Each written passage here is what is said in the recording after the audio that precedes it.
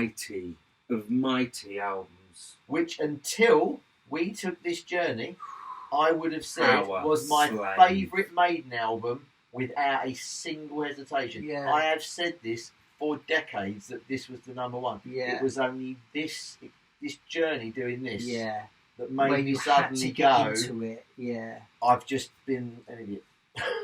51 minutes and 20 seconds. I would just go back to Seventh Son and say it deserves to be one of our 3 number ones. Yeah. I think I it think that's a really deserves good a point. number one spot from one of us. It does. So here it is.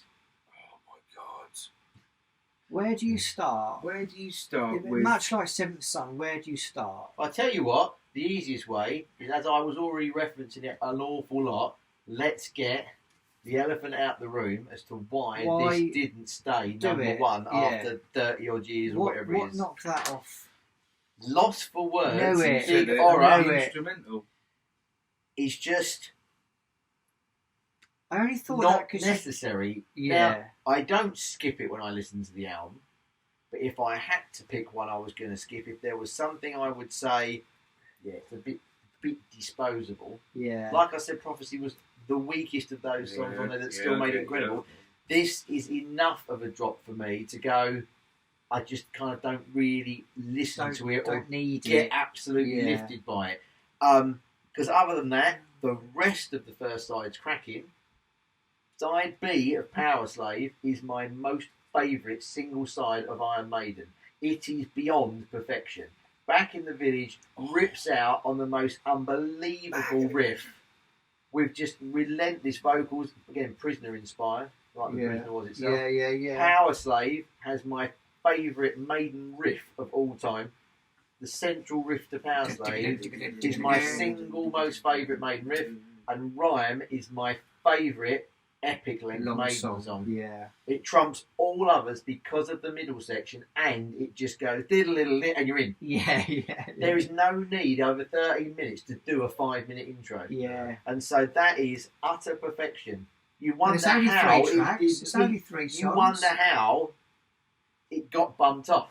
Yeah. And it's because Lost for Words should not be on my number one. A possible, I can probably and skip I wouldn't it if have I guessed had to. this, but it's only when you reference the instrumental in Killers that Yeah. I thought, I bet he doesn't like the instrumental on there this. is. But there are surprised probably in me. some respect, maybe even more reasons why this should have been number one. Yeah. It's got all those things: favourite riff, favourite side of vinyl, favourite epic Maiden track, favourite Maiden opener. Yeah. That's it. I've just said every reason why that should have been number one. And that's but your fair. number one can't have a wobbly track. No. I'm not saying that track on their Prophecy was a wobbly track. Yeah. I'm just saying compared to the rest of it, just slightly down. Your Lost for Words is my only good die young. Exactly. You So know. that is why. So I can now finish with Power Slave apart from chipping in later. It was number 2 because of that singular reason, even though it has more reasons to be number 1. First 2 tracks was Aces High and 2 Minutes to Midnight. 2 Minutes to Midnight was the second single. Aces. What was? I think Aces is the lead off. You're the singles. Yeah, sorry. Aces was the lead off. Yeah. Oh no. My total apologies. 2 Minutes to Midnight was the lead off single with Aces High as the second one. Oh, so they switch it. Yeah. In terms of release, probably the best 1 and 2 punch of a Maiden album. Easy. Yeah, easy. There you go. There are some incredible 1-2 punches, but that for me, Aces High. Yeah. To then into that drag of 2 Minutes to Midnight. I think this is controversial. The only one that could have a fight with it is, I would say, Wicker Man and Goes to Navigator. Yeah. That's controversial in the Maiden world. But Aces High, 2 Minutes to Midnight. What a 1-2 punch. Lost for Words. I do get your point. I do. I love it. It's my favourite. Don't be greedy, boys. Now, they've just given you 2 of the best songs in their career, back to back. Now, they've got Flash of the Blade waiting for you. I know that. Okay? So let's just have a little breather. Let's have some Lost for Words before they come in with Flash of the Blade and the Duelists. Do you know why? Flipping Do you duelists. know why Lost for Words has another reason to stick in your craw? Shit name. Yes, it's got a comedy name. Yeah. Therefore, it's not a serious track. Yeah. Secondly, you've got Bruce fucking Dickinson in your band. Why should you ever have need for any actual instrumental tracks, instrumental passages in your songs? Yes. But what the fuck? Because Bruce has just said, look, They're I've given- virtuoso musicians, this Lavin. whole album is perfection. Give me a tiny break. Oh, knock it. I mean, Knock no, it. it's not because he wants a break, but let's just be honest. Bruce is he's all over the shop on this album. He is an absolute god. So as a piece, give me a bit of instrumental just for a little bit. I mean, when you've got an album that's that perfect at 51 and a bit minutes, Lost for Words could be easily left off it, and the album does not suffer for it. You take the prophecy out of Seventh Son, and the album does suffer for it. Lost for Words is I'm not saying it's disposable. It's my second favourite Maiden album. Yeah. This is the nitpicking to the nth degree. Yeah. But it's just too disposable on an album that literally, apart from that, has no fat whatsoever. Now, in the way that you would suggest that Lost for Words is disposable, a Yeah. lot of other rankings I see in other areas of the world often talk about, and I'm going to aggressively argue against this, and I know you two will back me up on this big time. Yeah. A lot of other rankings and other reviews in magazines and other stuff on YouTube and that sort of talk about Flash of the Blade, almost Lost for Words, Flash of the Blade, The Duelist, and Back in the Village. And they try and suggest it's some kind of filler middle of the album. What? Oh my God. I mean, In between Aces High 2 Minutes to Midnight and then Power Slave and Rhyme of the Ancient Mariner, you get these sort of 5 tracks. 1, 2, 3, 4 tracks. I mean, think for that one, I centre would of- say those people are idiots. Yeah. because they clearly don't know what they're listening to. Fucking right. You know, I don't know what they're listening to. I think they're the missing middle the of point this if they record only think that- strengthens The the classic beginning and the end. Yeah. His vocals in Flash of the Blade. The riffs. Yeah, the riffs. Oh, it's a The riffs, torrential the Flash riff of the war. It's Back just- in the Village and the Flash of the Blade riffs are two absolute deep album sort of hidden tracks, gems. I hidden think gems. this is their riff album, Oh, yes, whereas I do. Somewhere in Time was their pace album. I think Seventh Son is their spacious, progressive masterpiece. I think this is their riff rock. It's the criminal. Oh, yeah. It's criminal. You know? They give you some flipping groove on this album. They swing. Yeah. Power Like- Slave, the track itself, Yeah, really swings. Huge. That grinding, and I always think that riff on Power Slave just sounds Egyptian. Yeah, I can't- yeah, it's just so Egyptian. Yeah.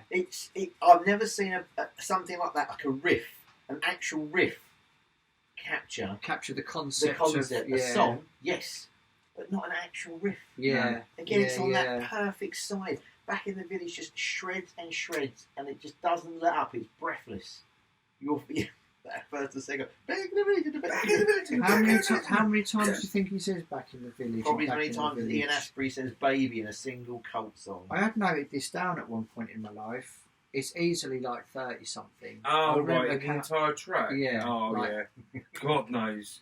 But Okay, so let's talk. But I love one it. of my favourite tracks. I Let's absolutely talk. love it. Let's break up. Artwork's incredible as Yeah, well. I Let's mean- not overlook. No, And there's loads of Easter eggs on this one, isn't there? Yeah, There's an Indiana right. Jones one somewhere.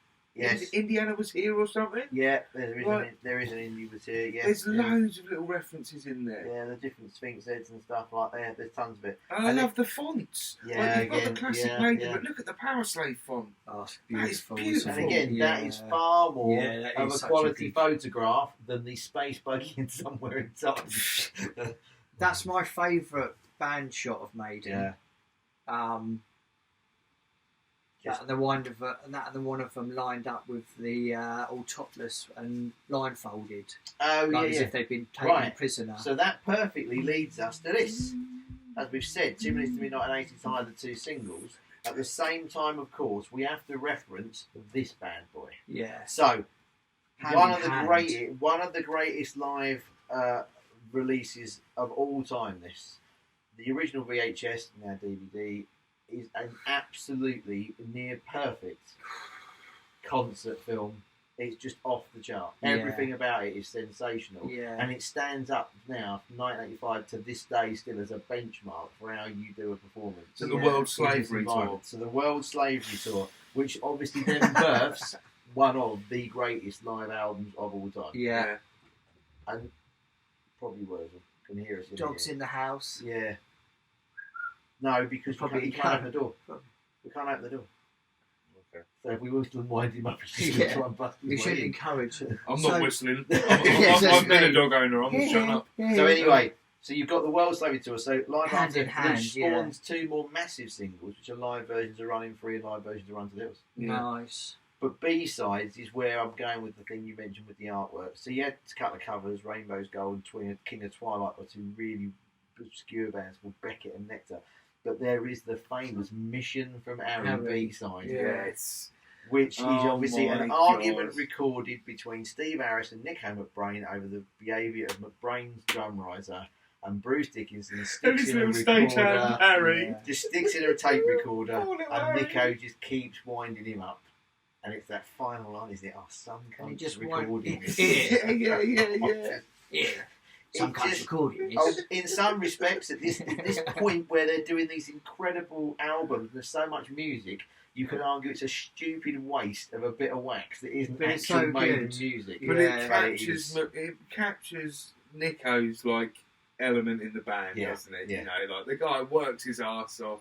He likes to have a good laugh. It's But like this incredible. whole Mission for Harry, And so like when he's not in on it, so the poor guy's trying to just drum. Yeah. You know, they're trying to obviously Yeah. make him aware, aren't they, and that just- and you there's an issue Nico on. claims he fucks it, it causes him to fuck up. Yeah, He yeah. Fuck fucks up, it. yeah. But He again, won't apologise, will he? No, refuses to apologise. so Live After Death was the biggest tour ever for the band and one of the biggest tours ever in the history of rock music. It did burn Bruce out. It nearly destroys There's him, an doesn't argument that that's Yeah. already the beginning of the end. it? Yeah, totally. And although Seventh Son looks completely successful and smooth from start to finish, that tour, the way they pushed him and pushed him and pushed him, and they Yeah. are the biggest metal band in the world at this point. Yeah.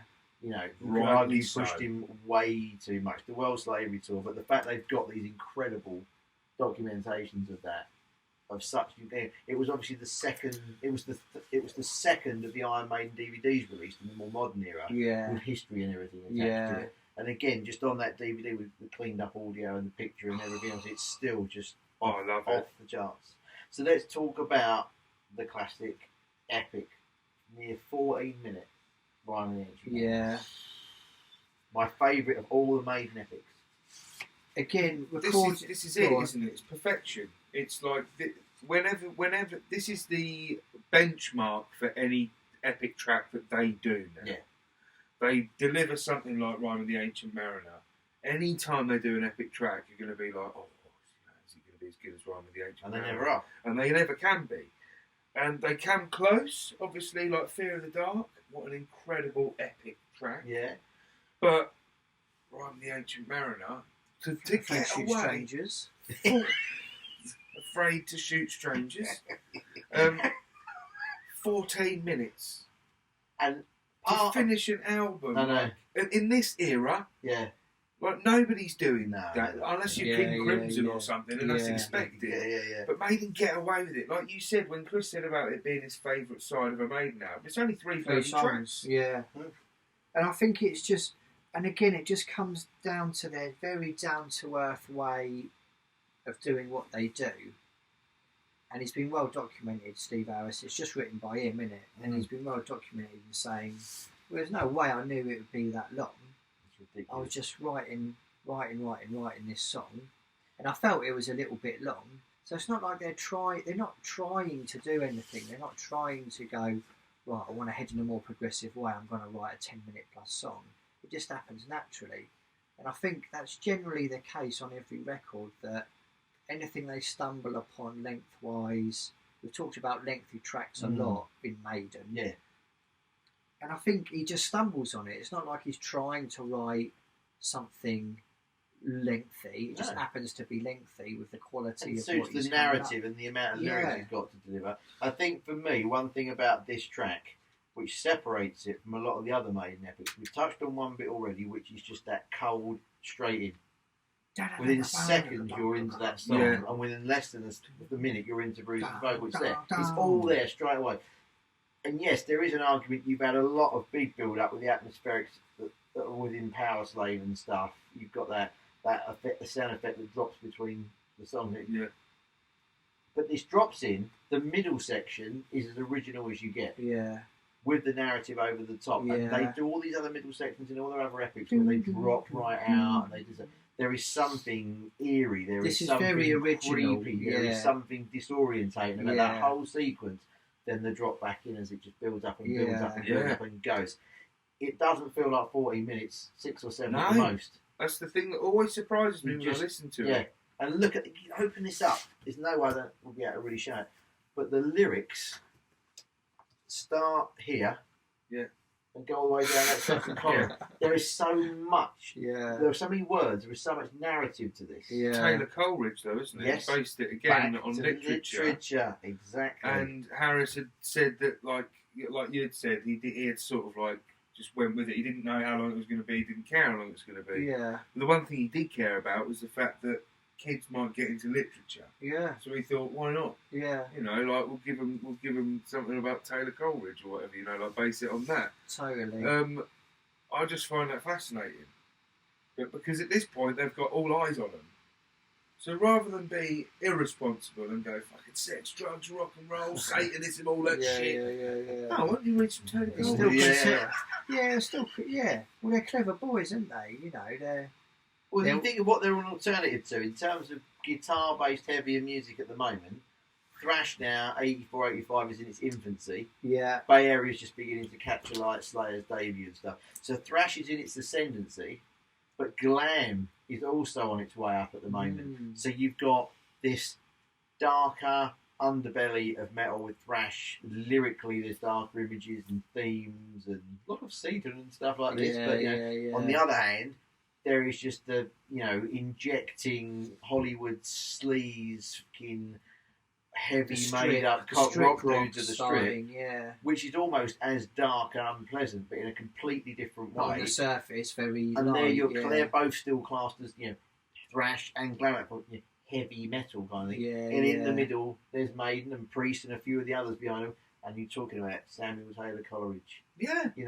Ancient Egypt. Totally. World War One. Totally. Politics. World War I, politics. Everyone's doing it, but Maiden's package is so varied and so much more interesting. Yeah. And some of it's a little overt, some of it isn't, but they are a million miles ahead of even Priest or anyone else in terms of concepts and lyrics and song ideas. They are literally running ahead of everyone. And these are working class boys, but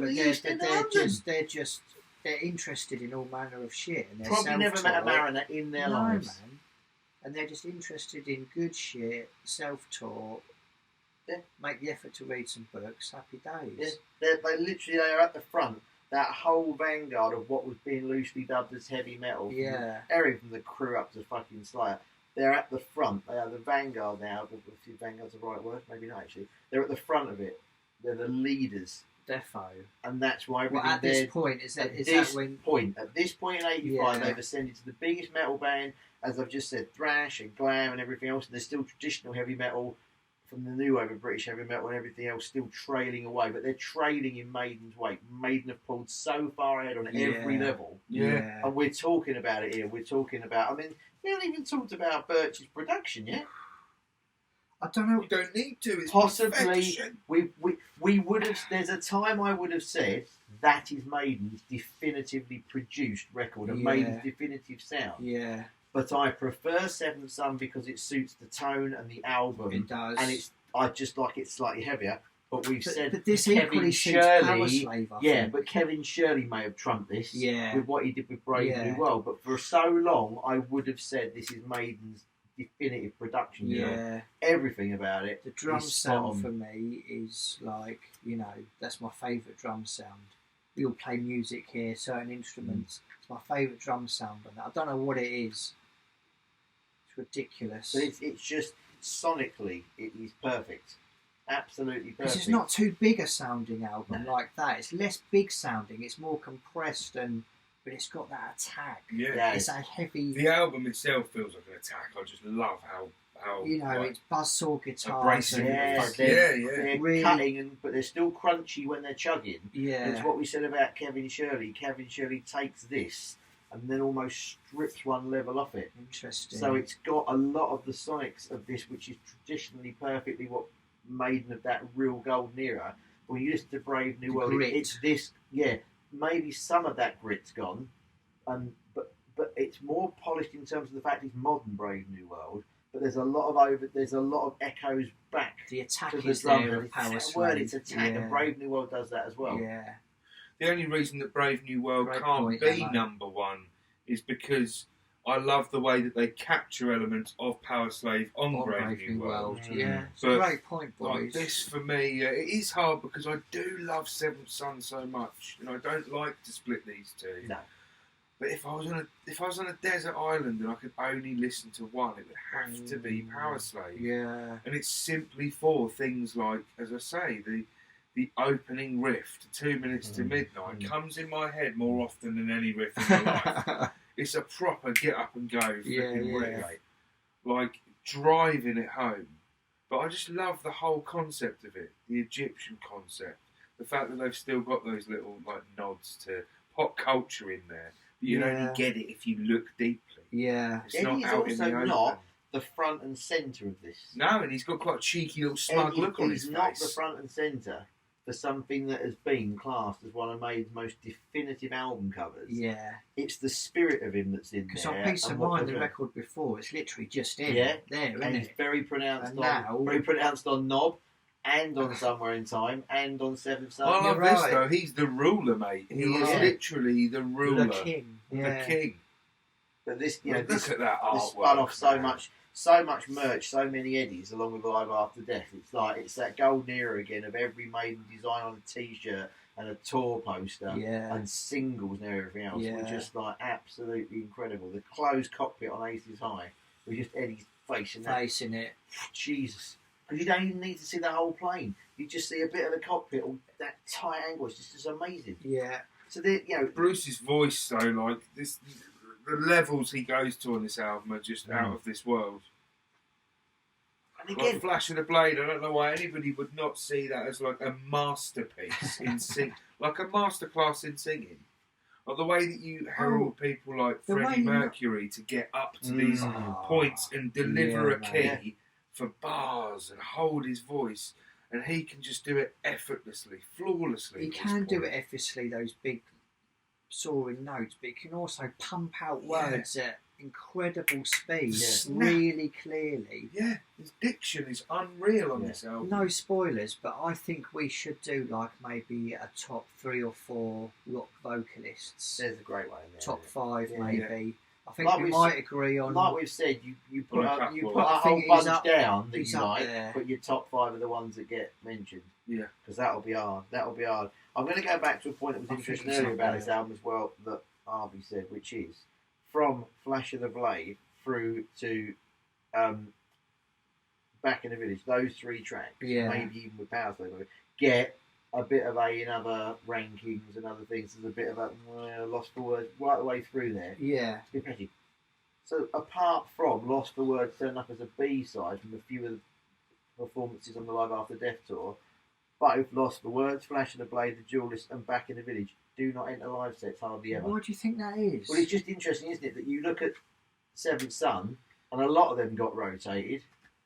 They play a lot of that record, don't they? Right, and Somewhere in Time, you got Heaven Can Wait gets played a lot. Yeah. And so some of the other album cuts do. It is interesting that you can put a big cutout in the centre of this album and go those songs, even on the Somewhere in Time, even on the World Slavery Tour, that's a challenging section. Overly played.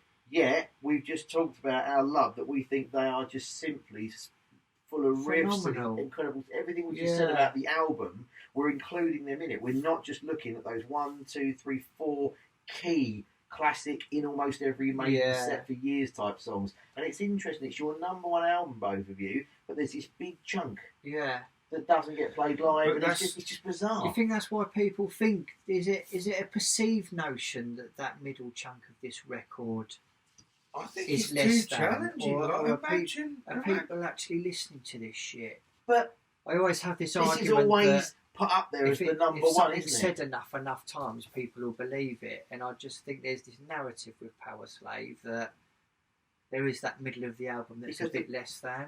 Back think and that's front end are bollocks. so incredible. Yeah. You could feel that it's imbalanced, and the middle gets a pass because of the start and the finish. In some people's lists, because they're then criticising that big shit. You can't have it as number one if you rip out the middle four songs.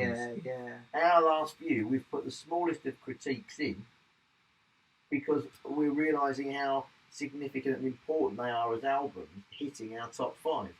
But if you're going to put this in a top five or at number one, and then you do the kind of lost for words through to Back in the Village is a bit weird. Like, well, you've just taken out over half the album. Exactly. So that's not. It's not cutting it. Whereas I just see it as like again a masterclass. Like the pitch of his voice just goes up and up and up. Like you can't just do that every night. Imagine trying to do Flash the Blade every night. No, that would be. You just couldn't get that.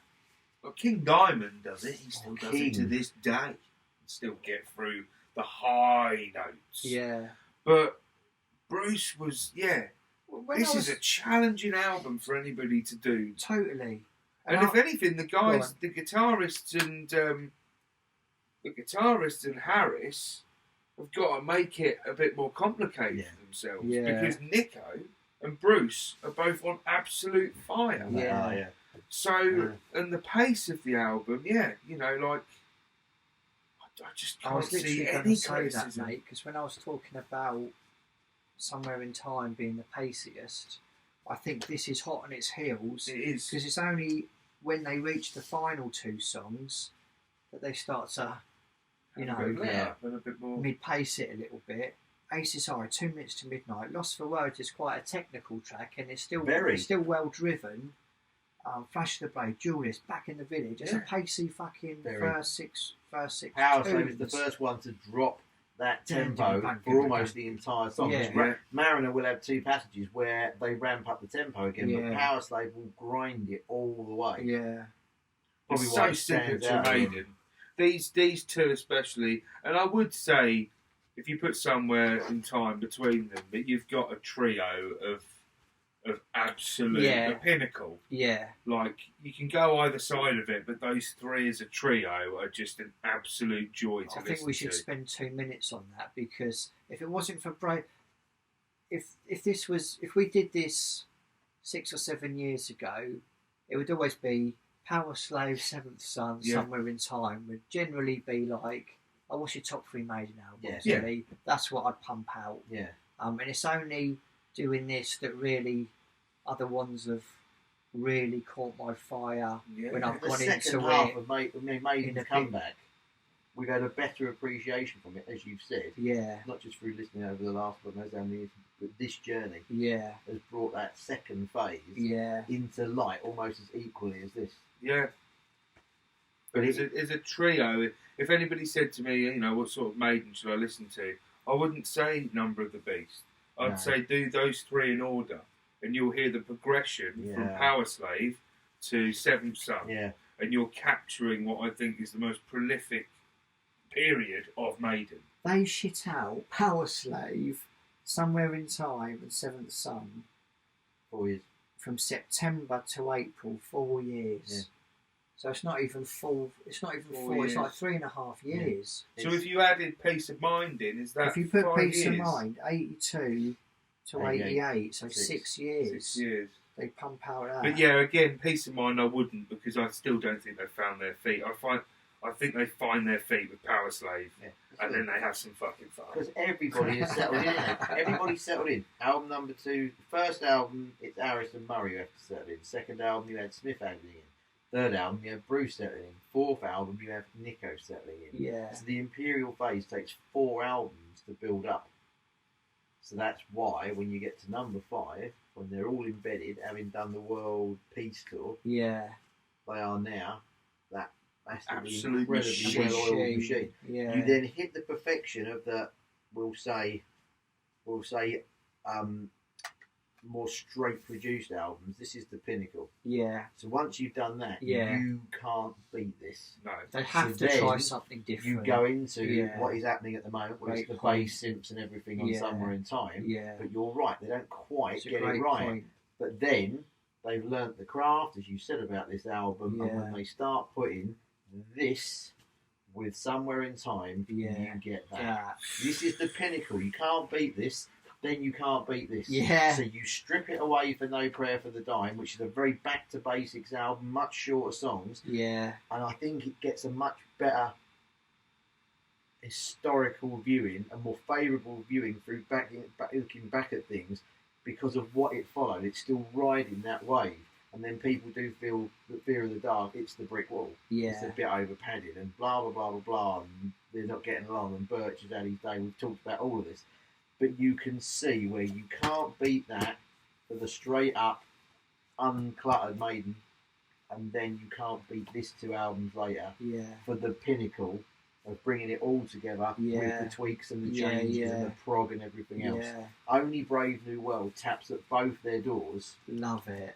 Because it's got this with a little bit of this, but it's not overly changing the production as much as this did. Yeah. But it's got concepts and themes and performances equal to that. So this Yeah. is why we had Brave New World slapped With in arguably there, bigger choruses. because it kind of takes the best of both of those. Yeah, because the question isn't importance. The question is the best album in your own personal opinion. Yeah. If it was importance, you wouldn't say Brave New World. No. Like Brave New World would come a little bit later. You'd say to somebody, do this trio, then treat yourself to Brave New World. Now, why don't you go back and listen to the 2 Di'Anno albums? You can kind of shift your way through Maiden. But this is interesting. Your exact point there about if we did them in ranking of importance, we know these are the pinnacle because what I'm we've not just sure discussed. it would change that much. Well, for me, if you're talking about importance, yeah, then it does. I've just said pinnacle of the first phase, pinnacle of the second point. Brave New World is important because it relaunches the band. Totally. The debut is important because the blueprint for Maiden is there. Yeah. That's 4 straight away. Yeah. One of which wouldn't have got near my top 5. And Knob. Probably not for important because it breaks them into the mainstream. Massive. So in terms of importance, the Well, top again, five's you totally get difficult different. though because We're going to do them all again, but Yeah. ranking Yeah. of importance. Whee. I mean, you could say any album's important from them. Like Peace of Mind, you're like, oh, Nico's joined. No, that's not an album. That's so the thing. it's just hard. I think for me, importance is where it stands creatively and within their history and their commerciality. It's important for me. Yeah. And each of those represents something either creatively or this also this is creative. That's the pinnacle in terms of how famous they were the first time round, and so on and so forth. Yeah. But it looks like that. This was number 1, and this was number 1 for the boys. Whichever way you want to swing it, really. Because ultimately, you can't go wrong with either of those. that is for us the definitive 2 Iron Maiden albums. Without doubt. And you Nice can't beat one. that. Easy. So that is our completion of our run through of all 17 Iron Maiden studio albums, of which we said we would flash up these to show you that A, we didn't make it up, and B, that the rankings were exactly what we said. Note cheeky kiss font hidden inside the Maiden. Nice. Lammy's top 17. So this is what my top 17 eventually look like. And as we've said, we love all Maiden. Just because Virtual 11's at 17, I mean, it's bad, just means it's not as good as Seventh Son. But that was mine, with 1 and 2 very interchangeable. Love it. And I mean, Lammy, that's lovely that you held it up. I won't hold up because I've been a techie geek. I'm just going to put our lists up on the actual screen. I've got them all written there as well. I won't show the saucy fonts off.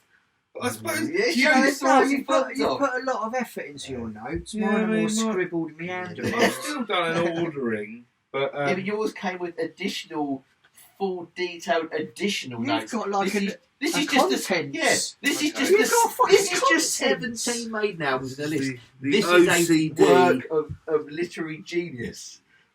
Yeah. As you can say, Not that yours anybody are the really cares. Release order, all that sort of shit. Oh, it's just a fucking list. Yeah. We won't do any spoilers yet of what other discographies of bands we're going to cover. We mentioned the next band. Do you want to mention the next one, or should we reveal it at a later date? No, don't mention the next one. We're going to reveal the next one at a later date. We've got about 5 or 6 bands straight up that we're going to go through rankings. We've got some other themes that we're going to slip in there as well. Specials. The reason we started with Maiden is this. Can you find a band that has put out more than 10 albums? They've put out 17 that are of equal class. I don't think you can. No, I'm not sure. You know, to have 17 albums. No, that's why this was so fun. Absolute class.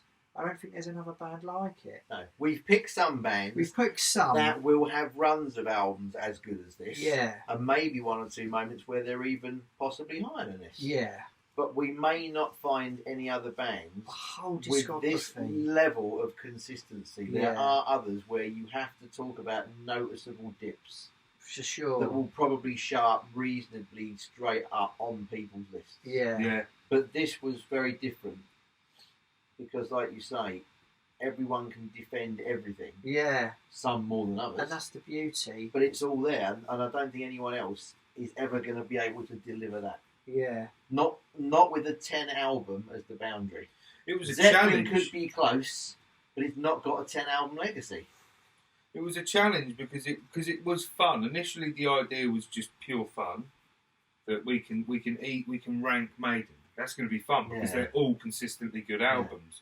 But what a challenge that was! It wasn't as fun for you when you got Mecha OCD. yeah. Like you sure messages were flying in about it's just another place change. Yeah. It's so tough though because I kind of did it as a live or die approach. Like you Rightly better so. take it seriously. Rightly so. I think for the bands we have coming up, we will have some that have this amount of albums in their discography, studio albums. 1 or 2, at least 1 more band, maybe 2, will have even more than this. Yeah. Jesus. But we think that ranking them still won't be as hard because they've got clear points where a decade, a cluster of albums, or whatever are inferior in some way to the higher numbers. Totally. Whereas with this, some of us had disparities of 5 or 6, maybe more places than that. Look at my Matter of Life and Death, where it lands at my 6th, but it's basically your 10, your 11, or whatever. Nice. You had Killers as 3. Yeah. There was Peace of Mind at 11. Yeah, there was a lot of it. So the point of the matter is we can all argue the points for this. Totally. There will be some albums in some of these other bands' discographies we tackle where no one will be able to justify it with the same level of passion as this because, let's face it, it does just suck. But we'll get to that as we do these other bands. We're still not going to tell you what we will reveal over the coming weeks. What our next band we're going to do the same format for our next one, aren't we? But with a different band, slightly pacier, set of gentlemen that we're going to cover. And I think going forward, the detail that we cover will probably get lessen a bit for the other bands because with Maiden there was so much to break apart. And we are Maiden geeks as well. We are Maiden geeks. Yeah. Although there are a couple of other bands, I think we could possibly geek out as much about this. Big time. Oh, definitely. Big time. You're right that overall you geek out about all of this. Yeah. Yeah, I mean, like... But there's going to be some others that we will geek out on points as much as this. Yeah. Again, it goes back to what you both said. You geek out over all of this. Yeah. You do. That's why it's taken 57 episodes to make. Something like that. I don't know what we're up to. I think we tried to keep it at a this cool will probably 10. Be sort of 8 or 9, wouldn't it? Yeah, 8, could be 9. 10. Could be 10. Could be up Who to 10 knows when you're going to episodes, drop this? Yeah, so we don't even really know when this finishes. No. So all we know is that we're done with Maiden. We're done with Maiden. We will reference Maiden again in future, in years, Undoubtedly. when we compare a band's albums to the years they came out. Yeah. There will be moments where we'll have to say, well, it weren't better than Power Slave, was it? Yeah, And That's that will happen. very true. Yeah. But ultimately, the next band I think is Maiden aren't as universally loved as the next band. Aren't as? No, I think Maiden. Sure. The next band are not as universally loved as Maiden. No, and I say this because I know more people who are into the next I band. mean, in our circle, I maybe. do. Yeah, I'll go with that. Yeah. That are into Maiden. That's very That's interesting. probably not like the amount of people worldwide. I see what you mean but now. I've met nobody in my life that dislikes this next band. Nice. Standard. And I've met a lot of people who have been with Maiden and just been like, I don't really get it. Even myself, for the early years, like for me growing up, I was like, not really into it, didn't really get it. And then one day it clicked. I think in our circle of friends and acquaintances, you could be right that the next band, a lot more people agree on. Yeah, very much so. Who knows? The question is, will they agree on what we say about it? Yeah. Well, they should. And Maiden are more popular, and they're the more, the bigger band in the scheme of things. If you were to look at a Wikipedia page, there'd be loads of the shit. Yeah. But yeah, the next band for me are just if you're into metal, it's part of your blood. Every single person will love them. Yeah, definitely. Right. So on that note, next time we'll probably the next one after this will hopefully be the Christmas special, boys. Whoa, Crembo Special. Where we follow us on Instagram and Twitter. We'll go into detail. Poddamnelectric. Find us. Cheers.